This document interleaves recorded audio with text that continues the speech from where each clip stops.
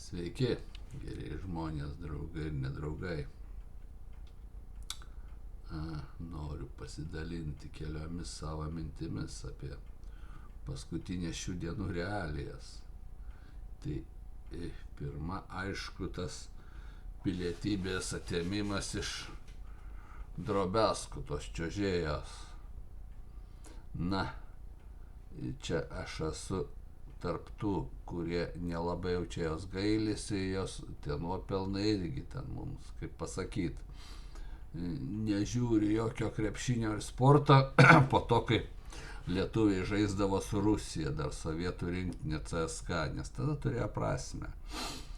O aiškia prasme ir visi tai suprato, net ir tie rusai.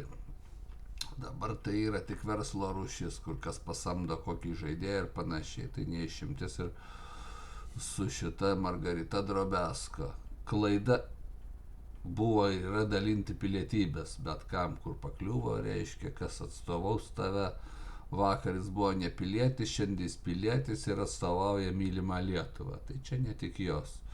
Neturiu nieko prieš tą moterį, nieko įtin tokio nepadarė. Ir tas pilietybės atėmimas, na čia yra, prieštarauja bet kokiem, nežinau, sveikam protui, įstatymams ir panašiai. O jei rimtai, tai mūsų šaikoje elgėsi, žinot kaip kas, ogi kaip paprastas liumpenas pijokėlis, kuris yra nieko nepasiekęs, turi ambicijų ir pretenzijų visam pasauliui, reiškia, yra, kaip sakyt, nepastebimas, mažiausiai nepastebimas darbe arba nuolatos ujamas ir kur nors puikiai tą supranta, bet prisipažinti bijo. Tai tada, reiškia, pasigeria ir parėjęs lūpa žmoną. Tai čia tokios realijos rusiškos perkeltos į Lietuvą irgi. Ir nieko daugiau. Tik toks reiškinys, kadangi aš nieko negaliu padaryti, daug anekdotų yra apie tai. Suprantat, daugiau yra anekdotų, ne vien apie žmonos mušimą. Tai kalbu ne apie Ganadoną tiesiogiai, bet apie visą tą, kurie tam pritarė ir urzgia, ujo rėkia. Čia tikrai nėra jokia pagalba nei Ukrainai, nei mūsų kova prieš Rusiją, nieko. Čia tiesiog, aš nieko negaliu padaryti ir suprantu, kad aš esu niekas. Todėl pasigiriu ir bobai galvą duodu. Maždaug taip. Ir viskas. Čia tik tiek ir tik tiek. Tai susiję su kita tema, tai finansavimo didinimas per PVM kariuomeniai ar gynybai. Tai kaip 15 metų užtarnavęs Lietuvos kariuomeniai, manau, kad turiu teisę pasidalinti kai kuriais savo pastebėjimais. Visi protingi ir dori žmonės sakė, kad reikia sekti, stebėti, kontroliuoti tų pinigų leidimą, kas perkama. Ko norėti iš tų auksinių šaukštų pirkėjai, jeigu mūsų, matot, nežinau kaip jas pavadintas, Anušauskus visus, kas jie tokie, apie tos draskimusis ir anekdotus, tankų pirkimus. Tai aš nežinau, nesu tiek kompetitingas spręsti, reikia, nereikia tų tankų,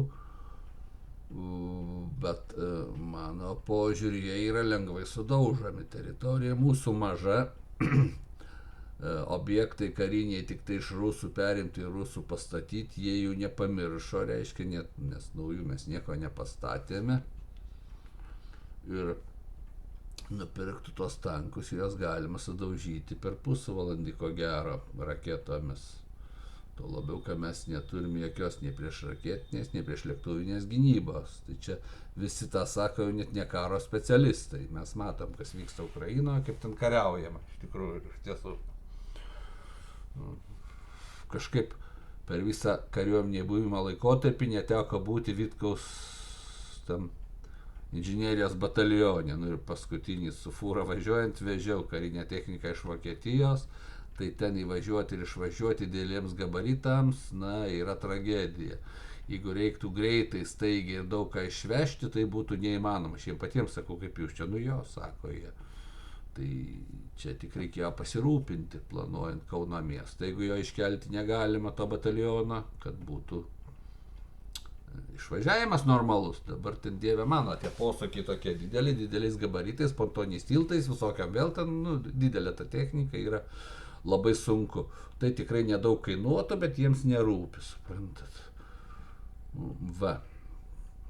Antra, aš taip įsivaizduoju, kad reikėtų derinti tuos pirkimus su mūsų NATO partneriais, tiek su Lenkais, tiek su tais vokiečiais, kurias kviečiamės, tiek su amerikonais, kurie didžiąją dalį finansuoja. Sakytų, esam maži, matot, kiek mes te galim, ko iš mūsų tikitės, ką mes turėtume pirkti, ką pasidaryti, kaip susitvarkyti tą savo gynybę, visą tą ūkį, tai pavadinkim.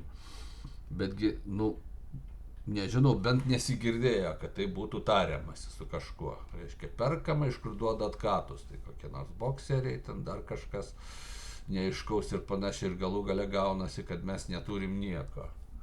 Aš nesu įsitikinęs, kad jeigu kažkokio stebuklo būdu dabar, nedaug dievė, reiškia, karinės padėties, o buvo karininkai siūlę, sakė, tie dar sovietiniai vadinami durniai, reiškia, visokie vėl, jūsgi padarykit, sakė, pratybas, išskleiskit visą savo mūsų pajėgas gynybai ar polimui, kam norit, pabandykit, ko jūs bijote. Ir pasijus tikroji padėtis, ko mums trūksta, ko mes neturim ir panašiai. Tie visi popieriniai etatai ir visa kita. Betgi to niekas nedaro, nes, karalius nuogas, jie vėlgi patys supranta, kad kažkas netaip negerai reiškia, bet geriau mušti, ir mane gali primušti, sakys, čia valstybės paslaptį išduodi, nes karalius nuogas. O kad iš tikrųjų taip yra ta padėtis, ir ta padėtis, ko gero, dar dramatiškesnė yra, negu mes kalbam. Dabar ne aš vienas, aš irgi išėjęs į atsargą seniai, iki pat pensijos išlaukiu, nė karto nesikreipė nei duomenų, adresų sutikrinimo, aš kaip ten bebūtų. Bent popierį esu paruoštas kariškis, kurio nereikia ruošti praktiškai, bent jau kažką galėjęs būčiau daryti. Ir daug tokių žmonių ir jaunesnių buvo vyrų, kurie sakė, niekas, niekam tas nerūpi. Pradžioj darė kelias pratybas su rezervistais, dar anksčiau dar buvo, dabar pasidarė nemadinga. Tai mes kaip tie NATO partneriai, sakykime, Lenkų požiūris, sako, mes esame NATO nariai, NATO mus apgins, bet mes ir esame tas NATO. Ir jie realiai, reiškia, stiprina savo gynybės pajėgas, perka ginkluotę, tvarkosi ir panašiai. O mūsų NATO apgins, tai aš kažkada turėjau tokį kaimyną apijokėlį, prieš kokį 30 metų, skambina. Darom butelį, sako, susimetam maždaug. Gerai, sakau, tai sako, turiu 700 centus, tai va, mūsų, reiškia, mes tokie partneriai, kaip čia tas, jeigu kas pamenat, rusiškas buvo Lionė Golubkov toksai ten būdavo, ta finansinė piramidė reklamavo, kai Jani Halevčik ją partnior, suprantat, viskas iš tų anekdotų. Mes, reiškia, nieko neturim, ateis ir apgins. Mes daug priveisė generolų, pulkininkų visokių šiltų vietelių, tų bobikių visokių, orkestrų, kurie beje matomi mūsų pagrindiniai pajėgumai, tai orkestras karinis Arkelyje. Gal dar gerbės sargybos kuopą, bet matyt žmonės nebeina, kadangi, mūsų šita valdžia pasistengė, kad žmonės ir to nebežiūrėtų. O visa kita tiesiog taip užslaptinta, kad, nesigirdi tų mūsų pajėgumų. Tai va, tas pats apie šaukimą dabar, tų merginų šaukimą, ir panašiai, kur dėl ko šaukti, jeigu nėra nei ko aprengti. Nėra ko, gal pašauktus tos maitins, bet kad, pavyzdžiui, rezervą maitinti, aš, nežinau, jos turi būti tiek slaptos tos visos atsargos, kad niekas, nežinau, kas galėtų įvardinti, kad va yra, pavyzdžiui, sušaukos rezervo, nežinau, kiek tūkstančių, ten mūsų 30, pavyzdžiui, kad visus apginkluoti, aprengti ir juos maitinti. Parai karys atsineš, maistas turi atsinešti. Bet kad būtų kam priskirtas ginklas, uniforma, tai jau dabar tokių aš nežinau, bent jau iš rezervo, suprantat.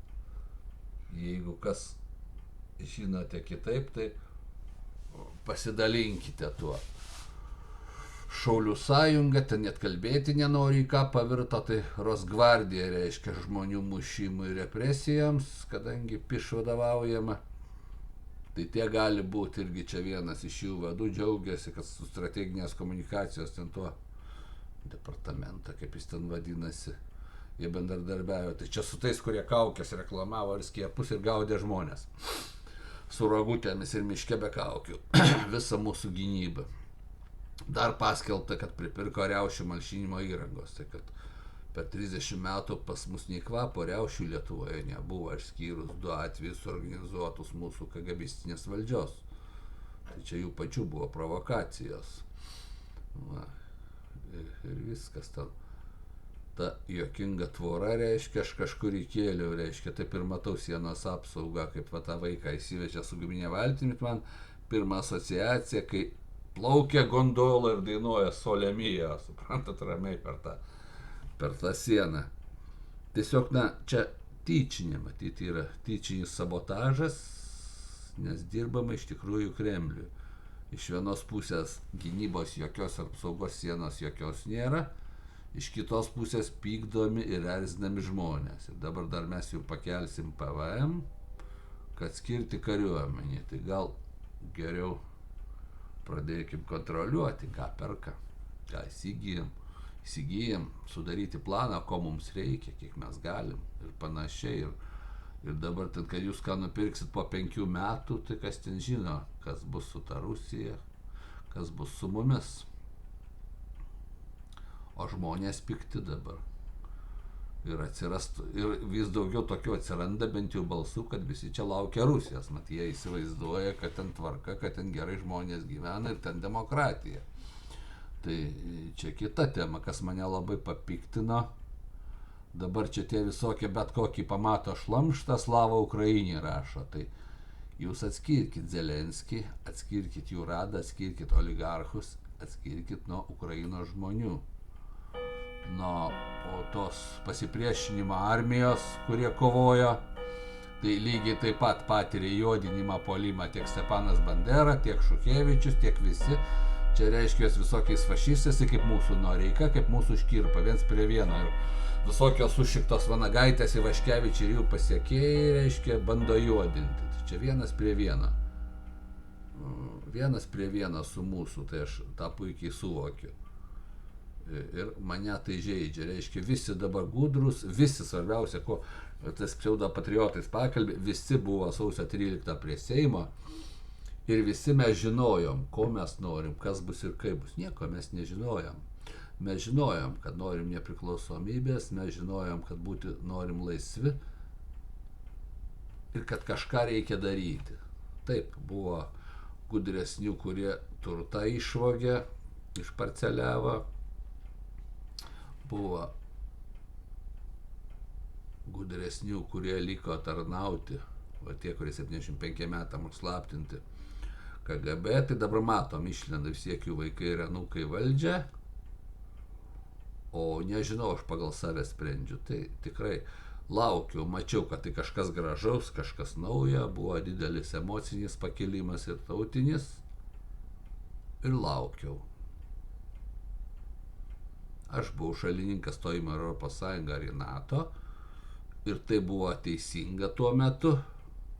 Mes negalim likti vieni, maža šalis be nieko. Reiškia, tai čia tie kolūkiniai patriotai, reiškia prieš Lenkiją, prieš Rusiją, prieš Vokietiją, prieš visus Lietuvą. Nu, Lietuva, va matot, net vailokų neturim apsiauti ginti ir šakių ištiesinti, ir dalgių ištiesinti gintis. Lietuva yra maža. Plius tas jūsų kolūkinis mąstymas, na, tas su Radžiu ir Ticinu prieš akis, na, nieko nekuria. Tai va, o grįžtant prie Europos Sąjungos, prie mūsų to kelio, tai čia ne mano mintis, čia vienas protingas žmogus apžvalgininkas sakė, mes viską darėm tuo metu teisingai, mes įvykdėm visus įsipareigojimus, aišku, gerai, blogai, nežinau, tai tiek tas euro įsivedimas, tiek prisijungėm prie visų organizacijų, tiek pakeitėm kažkiek įstatyminę bazę, vėlgi kai kur gal netinkamai mums, bet pasikeitė pačio žaidimo taisyklės, pasikeitė pati Europos Sąjunga, Kiti sako, čia seniai buvo ruošiama prieš 30-50 metų. Na, aš nežinau. Dabar visi gudrus kalbėti, kogi jūs nesakėte tada, kad čia mus suvalgyt nori, čia mus iš motinos Rusijos atplėš, reiškia, visus skiepis, visus mokys prezervatyvą karpyti. Mes niekas apie tai net nesvajojame, net nebandykit ginčito. Tai va tokios, o sakau, tas va, dabar Ukrainos žmonių, tų, kurie kovoja, menkinimas, maždaug kaip jie drįsta kovoti prieš Rusiją. Taip, ir mūsų partizanų kova jinai buvo beviltiška. Taip, juos apgavo, suvedžiojo, paliko vakarų propagandą, bet nepaisant to jie kovoja, buvo ir liks didvyriais mūsų atmintyje. Lygiai tas pats ir su ukrainiečiais. Nesibaigs ten to karu su Rusija, jie turės išsivalyti savo, jie paklausė savo prezidento ar savo vyriausybės, kodėl čia taip, kodėl ta buvo išduota, kad pusė šalies, ne pusė dalis didelio užimta ir panašiai. Ten taip greit nesibaigs, žinau. Ir vat jie, Ukraina kaip valstybė išliks, o dėl mūsų aš jau nesu tikras, nes, nežiūrint ten tos vatos, neskaitant, kuri ten laukia tos Rusijos panašiai, arba cepeliną už petį, už skiepą ar už kažką, dar yra kita, reiškia, tokia avių banda, kurie šiandien net iki mano amžiaus jau yra, kurie kaip čia, pasiduoda tai propagandai, būk savimi, tai yra kaip visi darykis tatuiruotės, ten būk madingas pagal tą laiką, reiškia, kalbėk niekus, tuščiai, cenzūruok save ir nesipriešink niekam. Tai va čia ta avių banda pagrindinė, kuri neina balsuoti, kuri juokiasi, šaiposi iš tų, kurie pasisako ir nepasiseka žmonėm, kurie turi daug pas mus dabar tų politinių bylų. Nukentėjęs esu ir aš, klausia, kas tau iš to.